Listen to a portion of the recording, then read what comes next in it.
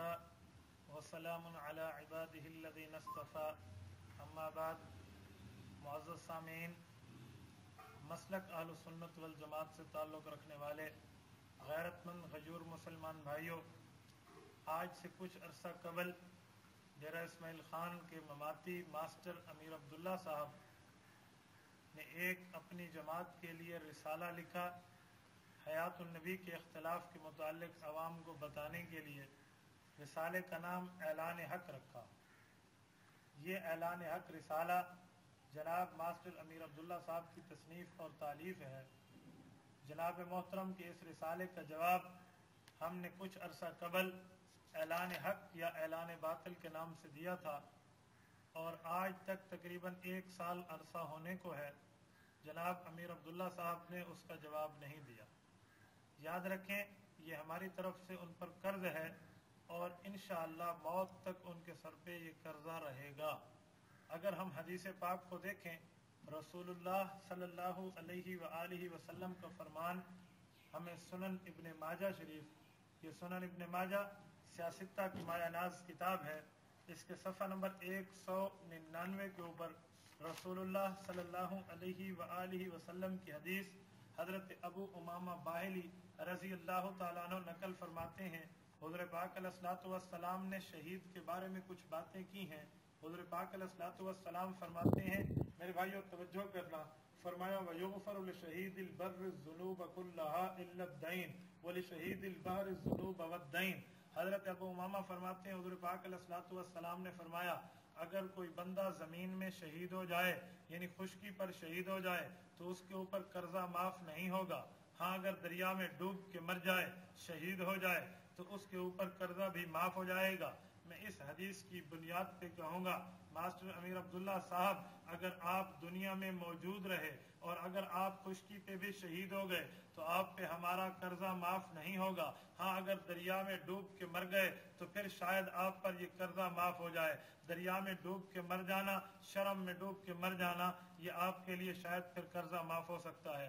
ہم نے اس وقت تو قدر اختصار سے جواب دیا تھا، لیکن اب ہم چاہتے ہیں کہ تھوڑا تفصیل سے اس کتاب پر روشنی ڈالی جائے. میرے بھائیو دیکھو، یہ رسالہ اعلان حق ہے. اس رسالے کو لکھا گیا، اس پر چند حضرات نے تقریزیں کی ہیں، اور اگر ہم اس کی تفصیل میں جائیں تو اس کے 7 ابواب ہیں. 7 بابوں پر مشتمل یہ رسالہ ہے. گویا 8 ابواب بنے، 8 بابی رسالہ. یہ 8 ابواب پہ مشتمل یہ رسالہ جناب امیر عبداللہ صاحب کی زندگی کا خلاصہ ہے. اس میں باب اول، باب دوم، باب سوم، اس عنوان سے ماسٹر صاحب چلے ہیں. اگر ہم چاہیں گے تو انشاءاللہ اللہ رب العزت کے فضل سے ہم نے سارے رسالے کا جواب دینا ہے. میرے بھائیو یاد رکھو، اب ہم وقت کو محلوظ خاطر رکھتے ہوئے جواب کی طرف آتے ہیں. اس میں 8 ابواب ہیں، تو سب سے پہلے باب کا جواب سنیں، پھر دوسرے باب، پھر تیسرے باب. پہلے باب جناب ماسٹر صاحب لکھتے ہیں، منشا اختلاف، ان باتوں سے کن باتوں میں اختلاف ہے.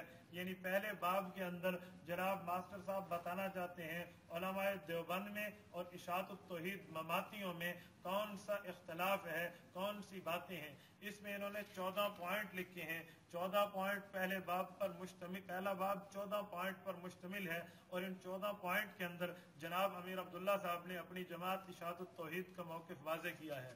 میں اس کو کھلے لفظوں میں کہوں گا، میرے بھائیو یاد رکھنا، سن 2007 میں ہم نے انہیں چیلنج دیا تھا، اور اس وقت ہم نے کہا تھا کہ ماسٹر صاحب اگر آپ میں ہمت ہے تو اپنے رسالے کو سچا ثابت کر کے دکھائیں. یاد رکھیں کہ 14 پوائنٹ ایسے ہیں جو ایک پوائنٹ دوسرے پوائنٹ کی تشریح نہیں بلکہ تردید کرتا ہے.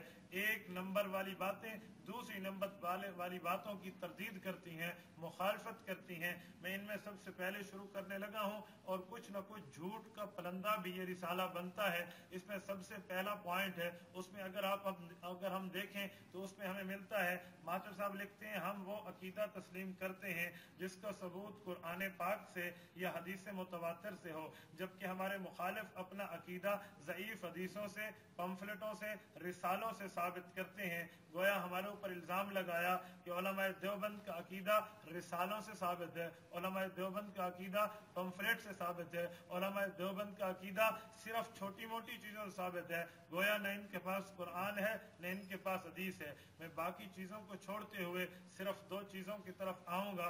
मेरे भाइयों, हमारे अकीदे पर अल्लाह का कुरान भी है, हमारे अकीदे पर अल्लाह के नबी की हदीस भी हैं, हमारे अकीदे पर हज़रात सहाबा कराम के अकवाल भी हैं। मेरे भाइयों, याद रखना, इस पर मैंने कुरान करीम की तकरीबन 10 आयात और रसूलुल्लाह की 20 अहादीस, हज़रात सहाबा का इजमा और इस तरह बहुत सी चीज़ें अपने सिरात मुस्तकीम नामी कोर्स में बाकायदा लिख दी हैं, जो हम तकरीबन 40 दिनों में अपने बच्चों को इस मामले में पढ़ाते और समझाते हैं, जिसमें तकरीबन हयातुन नबी पर 10 कुरानी आयात और इसी तरह 20 अहादीस जो उम्मत मुस्लिमा ने सही करार दिया है, ये तमाम के तमाम बातों पर मौजूद हैं। और इसके साथ साथ मैं वक्त को महलूज़ खातिर रखते हुए अभी सिर्फ एक हवाला पेश करने की जो है ना जसारत करने लगा हूँ। हमारा अकीदा अल्लाह रब्बुल इज़्ज़त के कुरान पाक से साबित है। कुरान करीम में हमारा अकीदा वाज़ेह लफ्ज़ों पर मौजूद है। ये सूरत नंबर 3 सूरत आले इमरान आयत नंबर 169 आयत नंबर 170 है।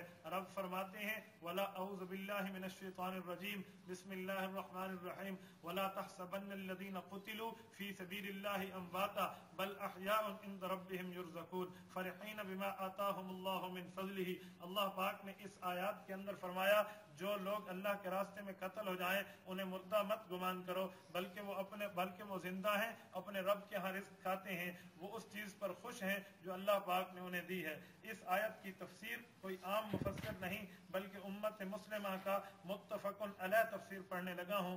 तफसीर कश्फुर रहमान फी तर्जुमतिल कुरान, हज़रत मौलाना अहमद सईद दहलवी साहबानुल हिंद ने इसको लिखा है और हज़रत मौलाना मुफ्ती किफ़ायतुल्लाह दहलवी रहमतुल्लाह ताला अलैह की ज़ेरे निगरानी शाया हुई है। और इस किताब के ऊपर हज़रत शेख अल अरब वल अजम मौलाना हुसैन अहमद मदनी और इसके साथ साथ हज़रत मौलाना सैयद एहतशाम और इसके साथ साथ मुफ्ती मेहदी हसन शाहजहानपुरी और इसके ऊपर हज़रत शेख अल अजीज़ मौलाना मोहम्मद ज़करिया कांदेलवी, कारी मोहम्मद तैयब कासमी और हज़रत मौलाना एजाज अली रहमहुल्लाह के तस्दीकी दस्तखत मौजूद हैं। इस तफसीर में इस आयत की तफसीर लिखी हुई है। वो फरमाते हैं, सुनो, हज़रात अंबियाए कराम की जिंदगी इतनी कवी है कि उसका असर इस आलम में पाया जाता है। मसलन उनकी बीवियों से निकाह न करना और उनकी वर्षा का तकसीम न होना, उनके जिस्म का कब्र में महफूज रहना और उनकी अरवाह का जिस्म के साथ कायम रहना, कब्र पर जाकर सलाम करने वाले के सलाम को सुनना और उसका जवाब देना। गोया इस तफसीर में हयातुन नबी का भी अकीदा आ गया, इस तफसीर में सिमाउल नबी का भी अकीदा आ गया। तो अल्लाह का कुरान उलमाए देवबंद के अकीदे पर मौजूद है। मास्टर साहब ने झूठ बोला। दूसरी हमारे पास दलील सही मुस्लिम की है। सही मुस्लिम जिल्द नंबर 2 सफ़ा नंबर 268 है। इसके ऊपर रसूलुल्लाह सल्लल्लाहु अलैहि वआलिहि वसल्लम का फरमान हज़रत अनस इब्न मालिक रज़ियल्लाहु ताला अन्हु नकल फरमाते हैं, हुज़ूर पाक अलैहिस्सलाम ने फरमाया, मररतु अला मूसा लैलतन उसरिया बी इंदल कतीबिल अहमर व हुवा क़ाइमुन युसल्ली फी क़ब्रिही, कि मैंने इसरा वाली रात हज़रत मूसा अलैहिस्सलातु वस्सलाम को अपनी कब्र मुबारक में नमाज पढ़ते देखा। ये सही हदीस और अल्लाह का कुरान हमारे दावे के ऊपर मौजूद है। जनाब मास्टर साहब ने अपने रिसाला में ये पहली बात सरासर झूठ लिखी है कि अपनी अकीदे को पंफलेट से रिसालों से साबित करते हैं, जबकि हमने अपने अकीदे को कुरान से और हदीस पाक से साबित कर दिया। इस पहले हवाले की तरदीद हो जाने के बाद इसके दूसरे हवाले की तरफ आते हैं। मास्टर साहब लिखते हैं कि हम बिदत की कभी हिमायत नहीं करते, जबकि हमारे मुखालिफिन या तो बिदत करते हैं या बिदतियों की हिमायत करते हैं। जनाब मोहतरम याद रखना, ये बिदत नहीं हज़रात उलमाए देवबंद का इजमाई फैसला है, ये बिदत नहीं अल्लाह का कुरान है, ये बिदत नहीं हुज़ूर पाक अलैहिस्सलातु वस्सलाम की सही हदीस सही मुस्लिम में मौजूद है। मैं इस पर आगे चल के थोड़ा तफसीली कलाम करता हूँ कि बिदत ममाती करता है या बिदत देवबंदी करता है। जरा तीसरे नंबर पे आइए। तीसरे नंबर पे जनाब मास्टर लिखते हैं, हम इजमा को हुज्जत मानते हैं, लेकिन उम्मत का इजमा कुरान और सुन्नत के खिलाफ नहीं हो सकता। हमारे मुखालिफिन सिर्फ इलाके के अक्सर लोगों के अकायद का नाम इजमा रख लेते हैं। अगर अक्सर लोगों का इजमा नहीं होता तो फिर इजमा कहते किसे हैं? इजमा का माना ही यही है जिस पर अक्सरियत जमा हो जाए। मेरे भाइयों, हमने इलाके के लोगों का नाम इजमा नहीं रखा, बल्कि उम्मत मुस्लिमा के बहुत बड़े मुहद्दिस फकीह, उसूली, मुफस्सिर, मुनाजिर हजरत मौलाना शम्सुद्दीन सखावी रहमतुल्लाह तआला अलैहि अपनी किताब अल कौलुल बदी फी सलात अलल हबीब शफी सफ़र नंबर 172 पर तहरीर फरमाते हैं, फरमाया नहनु नुमिनु व नुसद्दिकु बिअन्नहु सल्लल्लाहु अलैहि वसल्लम हय्युन फी कब्रिही व अन्न जसदहु शरीफ ला तअकुलुहु अल अर्द वल इजमाउ अला हाज़ा। अभी फिल कब्र के ऊपर उम्मत का इजमा बताया है। जनाब मोहतरम, अगर आप हजरात के पास उम्मत का इजमा नहीं है तो झूठ तो नहीं बोलो कि हमारे मुखालिफिन के पास नहीं है। हमारे पास अल्हम्दुलिल्लाह उम्मत मुस्लिमा का इजमा मौजूद है। इजमा अक्सरियत को ही कहा जाता है।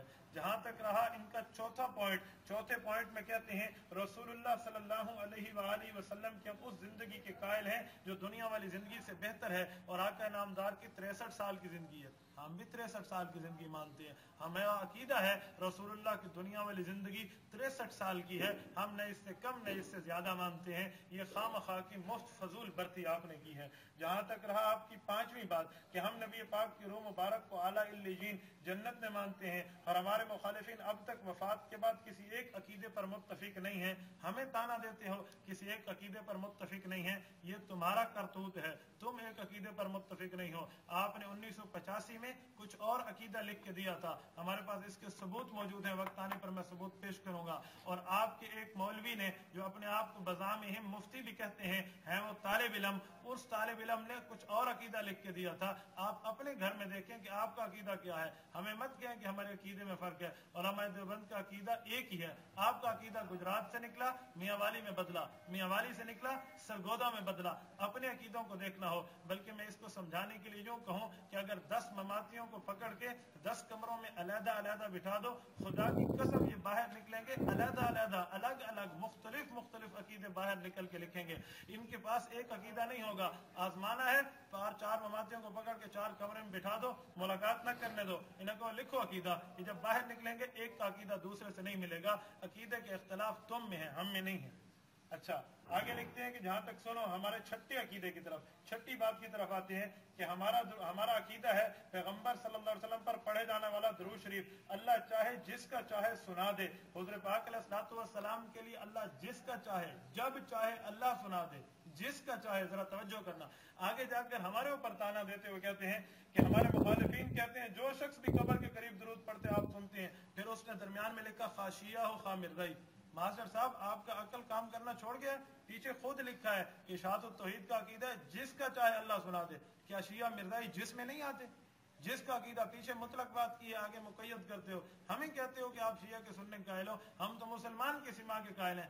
आपने जिसके अकीदे की जो है ना कैद लगाई है, तो खुद आगे फिर जिसके अकीदे में शियत शामिल है आप कहते हो जिसका अकीदा अल्लाह चाहे सुना दे। क्या जिसके अकीदे के अंदर शिया नहीं आता? फिर तो सारे आते हैं। समझ के बात किया करें, ये मत कहा करें ये है और वो है। इस तरह के मामलात को करते हुए आप हज़रात जरा अल्लाह रब्बुल इज्जत की तरफ भी गौर कर लिया करें। आखिर में कहते हैं कि इस मसले में हम अल्लाह का नाम लेते हैं कि अल्लाह चाहे तो सुना दे, तो इनको अल्लाह के नाम लेने से चिढ़ आती है। कहीं अकल का भी कोई मकाम होता है। इंशाअल्लाह अल्लाह चाहे, हम भी कहते हैं अल्लाह चाहे। अल्लाह रब्बुल इज्जत अपनी चाहत से सुनाते हैं। रब की चाहत ना होती तो दुनिया में कोई काम हो भी नहीं सकता था। लेकिन मास्टर साहब याद रखें, अल्लाह चाहे तो अक्सर तौर पे वही कहा जाता है जिस जगह कुदरत होती है, कानून नहीं होता।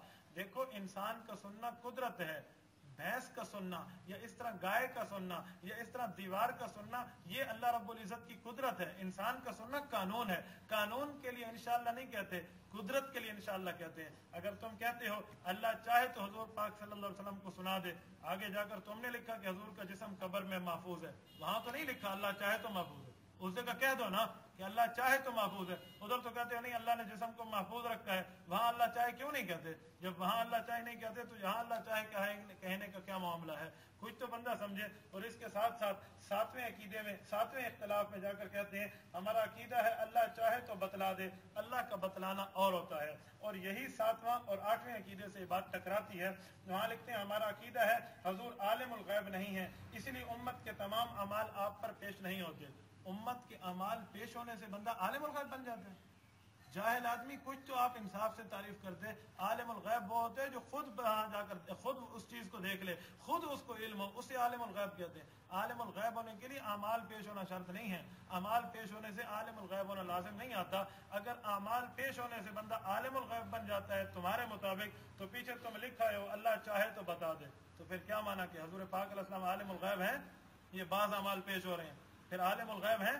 اگر عالم الغیب تم حضور کو مان گئے تو رضا خانیوں کے دوست تم بنے, ہمارے اوپر اعتراض خواہ مخواہ سے کیا جڑ دیا. میرے بھائیو یاد رکھو, حضور پاک علیہ السلام پہ اللہ اعمال امت کے پیش کرتے ہیں, ہم نہیں کہتے, بلکہ تم بھی اپنے آپ کو حضرت مولانا شبیر احمد عثمانی رحمۃ اللہ تعالی علیہ کا ماننے والا کہتے ہو. علامہ شبیر احمد عثمانی کی تفسیر عثمانی ہے, صفحہ نمبر 366 ہے, سورت نمبر 16 سورت نحل ہے, آیت نمبر 89 ہے. وجئنا بک شہیدا علی ہؤلاء. اس آیت کی تفسیر میں حضرت علامہ عثمانی خود لکھتے ہیں کہ حدیث پاک سے ثابت ہے امت کے اعمال ہر روز حضور پاک علیہ السلام پر پیش ہوتی ہیں. اچھے اعمال کو دیکھ کے حضور خوش ہوتے ہیں, برے اعمالوں کو دیکھ کے نالائقوں کے لیے استغفار کرتے ہیں. اگر غلط کہنا تو علامہ شبیر عثمانی پہ لگا فتویٰ کہ وہ تاریخ وہ تفسیر کے اندر جھوٹ بول گیا ہے.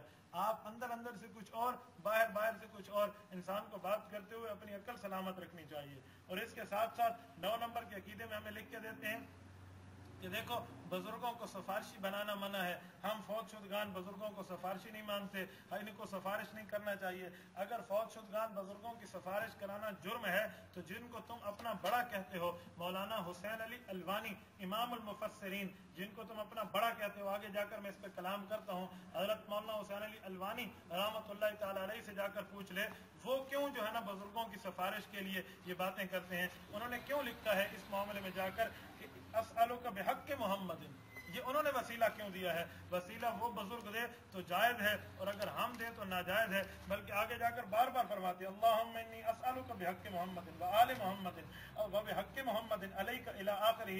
یہ تحریرات حدیث تمہاری چھپی ہوئی ہے, ہماری چھپی ہوئی نہیں ہے. اشاعت اکیڈمی پشاور نے چھاپا ہے, صفحہ نمبر 396 ہے, آپ اس پہ دیکھ لیں. اگر وسیلہ نہیں مانتے تو مولانا حسین علی الوانی رحمۃ اللہ علیہ کا جھوٹا نام لینا بھی چھوڑ دو, وہاں سے آپ کا کوئی تعلق نہیں ہے. 10 نمبر پہ ہمیں کہتے ہو کہ ہم حضور پاک علیہ السلام کے معراج جسمانی کے قائل ہیں. آپ علیہ السلام نے ایک رات میں مکہ سے بیت المقدس سفر کیا, پھر جہاں چاہے اللہ رب العزت لے گیا. آپ کیسے معراج کے قائل ہو؟ معراج کی رات حضور پاک علیہ السلام نے حضرت موسیٰ علیہ السلام قبر میں نماز پڑھتے دیکھا ہے. تم تو قبر کی حیات کے منکر ہو. کیا قبر میں بغیر حیات کے بندہ نماز پڑھتے؟ حضرت موسیٰ کے حضور فرماتے ہیں قائم یصلی فی قبری, مسلم شریف جلد 2 صفحہ 268. حضور پاک علیہ الصلوۃ والسلام کی وہاں معراج ہے, معراج میں حضرت موسیٰ کو نماز پڑھتے دیکھتے ہیں, تم تو وہاں نہیں مانتے. حیرانگی کی بات ہے, بندہ بات کرے تو مکمل کرے. اور 11ویں عقیدے میں آپ لوگ کہتے ہو کہ پیغمبر علیہ السلام کی گستاخی کو ہم کفر سمجھتے ہیں, اور جو شخص قبر اقدس میں جسم مبارک کو صحیح نہیں سمجھتا وہ گستاخ ہے. یعنی قبر مبارک میں جسم سالم ہے. جناب ماسٹر صاحب سارا دن تمہاری تبلیغ یہ ہے کہ قبر اوپر ہے اوپر ہے, اب اس قبر میں کیسے جسم سالم ہے؟ جسم کے سلامت کی بات ہے تو قبر نیچے آ گئی. ہم کہتے ہیں حضور قبر میں زندہ ہے, تو اس وقت تمہیں یہ نظر نہیں آتا. اب یہاں تم کہتے ہو قبر میں جسم سلامت ہے. قبر میں جسم سلامت ہے تو قبر یہی ہے نا, پھر مانو قبر یہی ہے. سارا دن تو تبلیغ یہی کرتے ہو کہ قبر اوپر والے کو کہتے ہیں. اور اس کے ساتھ ساتھ 12ویں نمبر پہ کہتے ہیں عذاب اور ثواب قبر پر حق ہے. پھر آگے لکھتے ہیں کہ ہمارا معراج کی رات آپ علیہ الصلوۃ والسلام نے زانیوں کے تندور میں جلتے ہوئے دیکھا, ہمارا ایمان ہے, اسی لیے دفن ہونا شرط نہیں ہے. ماسٹر صاحب آپ نے دفن نہ ہونے کی بات تو کی ہے کہ جو دفن نہیں ہوتا روح کو عذاب ہوتا ہے, جو دفن ہو جاتا ہے اس کی بات آپ کیوں کھا گئے ہیں یہاں؟ جو دفن ہو جاتا ہے اس کے بارے میں کیوں نہیں لکھا؟ دنیا میں زیادہ بندے دفن ہوتے ہیں, زیادہ بندے ایسے جلتے سڑتے نہیں ہیں, زیادہ بندے دفن ہوتے ہیں. دفن ہونے کی بات آپ نے کیوں نہیں لکھی؟ وہ اسی وجہ سے نہیں لکھی کہ اگر آپ دفن ہونے کی بات لکھتے تو آپ کا سارا عقیدہ بھونٹ جانا تھا, آپ کا سارا عقیدہ کھل جاتا. کچھ تو بندہ دیکھتا ہے. اور اس کے ساتھ ساتھ نمبر 13 پر آپ نے لکھا اکابرین علماء دیوبند کے مجموعی مسلک سے ہمارا کوئی اختلاف نہیں ہے. جس مسئلے کی تعبیر میں اختلاف ہوا تو ہم حضرت گنگوہی, حضرت الوانی, حضرت مولانا مفتی عزیز الرحمان, مولانا غلام اللہ خان, مفتی کفایت اللہ, ان حضرات کے مسلک کو ترجیح دیں گے. تم کہتے ہو ہمارا دیوبند کے مسلک سے کوئی اختلاف نہیں اور ان کے مسلک کو ترجیح دیں گے. محترم ماسٹر صاحب آپ کو بھول گیا, آپ پیچھے 1 نمبر صفحے پہ کیا آئے ہیں کہ ہم صرف قرآن حدیث سے عقیدہ ثابت کرتے ہیں. اب بزرگوں کی بات کیوں کی؟ اب بزرگوں کی بات کیوں کی ہے؟ یہ بزرگوں کا نام قرآن حدیث ہے. اگر ہم ان بزرگان محترم کا نام لیتے ہیں تو ہمیں کہتے ہو تم اقوال سے, پمفلٹ سے, رسالوں سے عقیدہ ثابت کرتے ہو. کیا یہ بزرگوں کا نام قرآن ہے یا ان بزرگوں کا نام حدیث متواتر ہے؟ کچھ تو آپ خیال کریں. اپنے مسلک پہ آئے تو پھنسنے کے لیے کام ان بزرگوں کے مانتے ہیں، اور یاد رکھیں ان بزرگوں کی بھی تم نہیں مانتے، ان بزرگوں کے لیے بھی تم نے جھوٹ لکھا ہے، ہم ان کی مانتے ہیں، آپ ان بزرگوں کے ماننے والے نہیں ہو۔ آپ نے سب سے پہلے لکھا کہ جس مسئلے میں اختلاف ہوگا ہم حضرت گنگوہی کی مانیں گے، حضرت گنگوہی کی بات ماننی ہے تو حضرت گنگوہی کی اس بات کو بھی مان لے۔ حضرت مولانا رشید احمد گنگوہی رحمۃ اللہ علیہ فرماتے ہیں انبیاء کرام کے سننے میں کسی کو اختلاف نہیں، فتاوی رشیدیہ جلد نمبر 1 صفحہ نمبر 59 کے اوپر، اور اس پر حضرت گنگوہی کے دستخط ہیں، الجواب و بہذا تفصیل صحیح۔ اگر حضرت گنگوہی کی ماننی ہے تو حضرت گنگوہی کی بھی یہاں بھی مان لو نا، لیکن آپ نے حضرت گنگوہی کی نہیں ماننی، خام خواہ سے لوگوں کے سامنے جھوٹ بولا ہے۔ پھر کہتے ہو ہم مولانا حسین علی الوانی کی مانیں گے اگر اختلاف ہوگا، آپ مولانا حسین علی الوانی کی بات بھی نہیں مانتے۔ مولانا حسین علی الوانی رحمۃ اللہ علیہ کی کتاب تحریرات حدیث موجود ہے، اور حضرت مولانا حسین علی الوانی رحمۃ اللہ علیہ نبی علیہ الصلوۃ والسلام کی قبر مبارک تعالی علیہ نے نبی علیہ الصلوۃ والسلام کے سننے کا انکار قبر مبارک سے نہیں کیا۔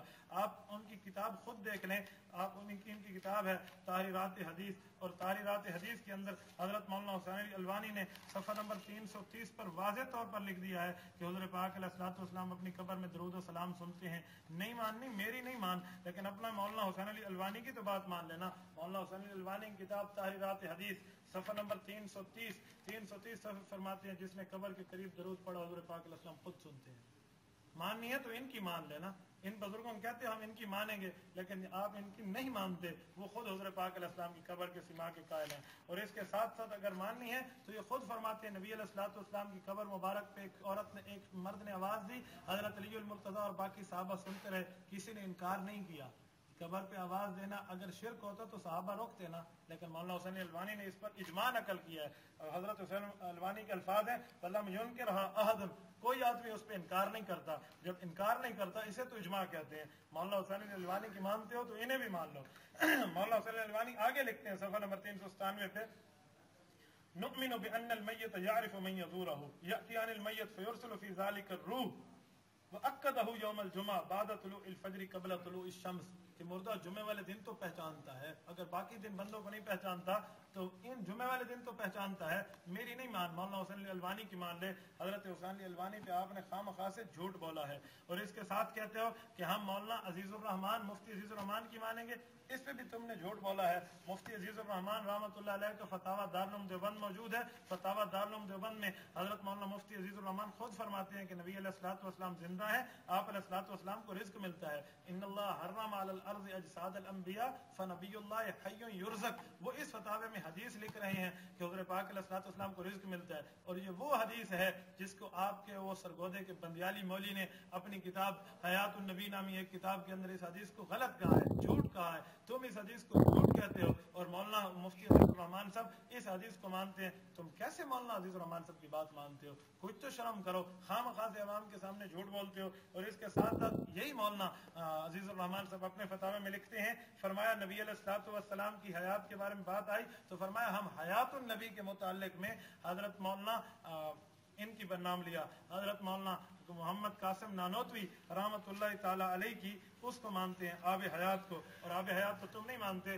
یہ مولانا عزیز الرحمان صاحب کا فتاوی ہے، فتاوی دارالعلوم دیوبند جلد نمبر 5 اور صفحہ نمبر اس کا ہے 265۔ اس پر کہتے ہیں اس مسئلے کی پوری تحقیق آب حیات مصنف مولانا قاسم نانوتوی میں ہے۔ آب حیات کو تو تم نہیں مانتے، اور حضرت مولانا آب حیات کے ماننے کی بات کرتے ہیں، تو تم کیسے مانتے ہو مولانا مفتی عزیز الرحمان کو؟ اس پر بھی آپ نے جھوٹ بولا۔ آگے کہتے ہو ہم مولانا غلام اللہ خان کی بات ہم مولانا مفتی کفایت اللہ دہلوی کی بات مانتے ہیں۔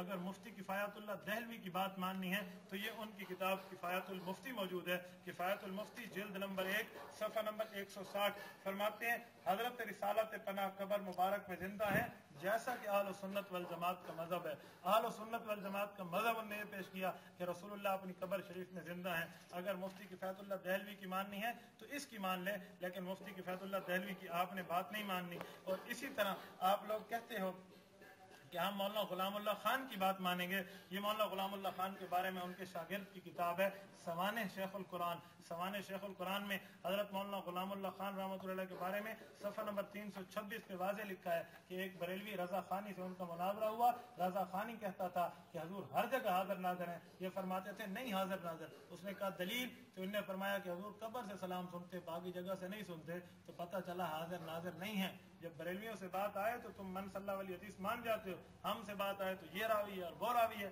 اگر مولانا غلام اللہ خان کی ماننی ہے تو اس کو مان لے. مولانا غلام اللہ خان رحمۃ اللہ علیہ کو تم اس کتاب میں ہم آگے جا کے بتائیں گے، کہتے ہیں انہوں نے تفسیر جواہر القرآن لکھی، جواہر القرآن لکھی. اگر مولانا غلام اللہ خان کی ماننی ہے تو وہ خود اس تفسیر جواہر القرآن سے مطمئن نہیں تھے. میری کتاب نہیں، ان کے شاگرد کی کتاب ہے عقیدہ شیخ القرآن، صفحہ نمبر 38 ہے. وہ فرماتے ہیں حضرت مولانا غلام اللہ خان رحمہ اللہ خود غلام اللہ خان کے تفسیر جواہر القرآن سے مطمئن نہیں تھے. فرماتے ہیں ماہ نامہ تعلیم القرآن نومبر 1981، نغمہ توحید یہ 1992 ستمبر، صفحہ نمبر 56، اور اس کے اوپر یہ بات موجود ہے کہ مولانا غلام اللہ خان اپنی تفسیر سے خود مطمئن نہیں تھے. وہ کہتے تھے سجاد بخاری نے اس کے اندر اپنی باتیں ڈال دی ہیں. تو تم کیسے ان حضرات بزرگوں کو مانتے ہو؟ خام خواہ سے جھوٹ بول بول کے آپ نے معاملہ خراب کر دیا. اور اس کے ساتھ ساتھ تم لوگ کہتے ہو یہاں پہ صفحہ نمبر 14 پہ آپ نے لکھا کہ میرے بخاری کے شیخ مولانا مفتی محمود فرماتے ہیں، صفحہ نمبر 14 کی بالکل آخری لائن ہے آپ کے اسی رسالے اعلان حق یا اعلان باطل کی. یہ صفحہ کہتے ہیں مفتی محمود میرا بخاری کا شیخ ہے. ماسٹر امیر عبداللہ صاحب آپ نے جن سے بخاری پڑھی ہے ان کا فتویٰ بھی مان لو نا. مولانا مفتی محمود کا یہ فتویٰ فتاوی مفتی محمود جلد نمبر 1 موجود ہے. جلد نمبر 1 کے صفحہ نمبر 354 پہ فرماتے ہیں انبیاء کرام اپنی قبور میں سب احیاء ہیں، زندہ ہیں. اور صفحہ نمبر 353 پہ فرماتے ہیں متعدد حدیث سے بات ثابت ہے کہ حضور قبر کے نزدیک خود صلاۃ و سلام سنتے ہیں. مولانا مفتی محمود کی ماننی ہے تو یہاں بھی مان لے. اور اگر مولانا مفتی محمود رحمۃ اللہ علیہ کی ماننی ہے تسکین الصدور صفحہ نمبر 36 پہ حضرت مولانا مفتی محمود رحمۃ اللہ علیہ فرماتے ہیں کہ یہ کتاب ہمارے حکم سے جمعیت علماء اسلام کے فیصلے کے مطابق لکھی گئی ہے. اگر اپنے بخاری کے شیخ کی لاج رکھنی ہے تو تسکین الصدور بھی مان لے جو حیات النبی پر دوسری اجماعی دستاویز ہے. آپ تو اس کو روزانہ انکار کرتے ہو. کچھ تو بندہ حیرانگی کا مقام رکھتا ہے. اور 14واں عقیدہ جو تم نے پیش کیا ہے آخر میں کہتے ہیں تم لوگ شرک و بدعت پھیلاتے اور اکابرین دیوبند کو بدنام کرتے ہو. بتاؤ اکابرین دیوبند کو بدنام کون کر رہا ہے؟ ہم کر رہے ہیں یا تم کر رہے ہو؟ اتنی بارے جھوٹ لکھ لکھ کے اپنے آپ کو دیوبندی کہتے ہو. دن رات تو بدنام آپ نے کیا ہے اور تانا ہمارے اوپر ہے کہ ہم دیوبند کو بدنام کرتے ہیں. اور ابھی آپ کہہ رہے تھے کہ دیکھو یہ جو ہے نا بدعت کرتے ہیں یا بدعت کے ارتکاب کرتے ہیں. نمبر 2 میں کہا تو یہ بدعت تو آپ کرتے ہیں. خام خاص اکابر کے سر لگائی جو اس طرح ثابت نہیں ہے. 14ویں اپنے جو ہے نا عقیدے میں کہتے ہیں ہم کہتے ہیں علماء دیوبند قرآن کی آیات اور صحیح حدیث کے مخالف نہیں تھے. اگر علماء دیوبند قرآن حدیث کے صحیح مخالف نہیں تھے یہ مان لیا تو ان علماء دیوبند نے لکھ دیا نبی علیہ السلام قبر میں زندہ ہے، پھر مان لو نا. ہمیں کیوں کہتے ہو کہ یہ قرآن کے مخالف ہے، قرآن کے مخالف ہے؟ تو یہ بات کرنا آپ حضرات کی ذمہ داری ہے، ہماری نہیں ہے. اسی لیے کچھ نہ کچھ معاملہ بندہ دیکھے. اور آخر میں کہتے ہیں کہ یہ لوگ کہتے ہیں کہ نیک لوگوں کے اقوال کے مطابق قرآن میں تعویل کرنا فرض ہے. لعنت اللہ علی الکاذبین. ہم نے کبھی یہ بات نہیں کی. آپ ایک حوالہ دیوبند کا لے آؤ جو کہے کہ ہمارے بزرگ کی وجہ سے قرآن میں تعویل کر دو، ہم 10 لاکھ روپے ہر حوالے پہ انعام دیں گے. یہ سراسر جھوٹ ہے. کسی معاملے کے اندر ہمارے علماء دیوبند نے یہ بات نہیں کی، آپ نے جھوٹ بولا ہے.